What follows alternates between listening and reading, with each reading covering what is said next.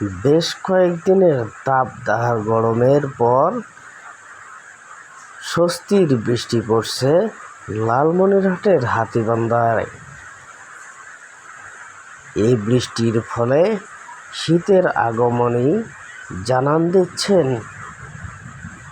বলে অনেকেই মনে করছে।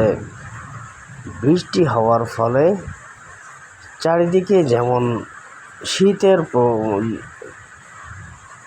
আগমনী বার্তা দিচ্ছে, তেমনি স্বস্তি পাচ্ছে।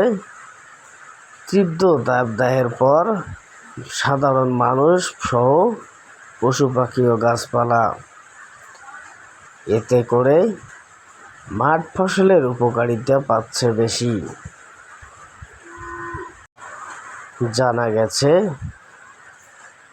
উত্তরাঞ্চলের পঞ্চগড় জেলায় শীতের আগমনেই সকালবেলায় ঘন কুয়াশা পড়তে দেখা গেছে এবং পঞ্চগড় থেকে উত্তরাঞ্চলের কাঞ্চনজঙ্ঘা দেখা যায়, এমনটি আমরা লক্ষ্য করেছি। বৃষ্টির ফলে যেমন সাধারণ মানুষ স্বস্তি পাচ্ছে, তেমনি উপকার হচ্ছে মাঠ ফসলের। আমন ধানের এই সময়ে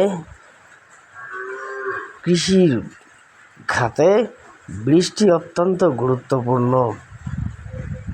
এতে করে স্বস্তি পাচ্ছে সাধারণ মানুষ।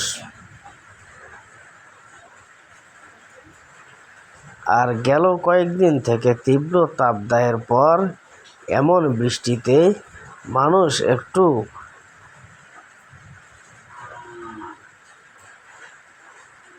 স্বস্তির নিঃশ্বাস ফেলছে।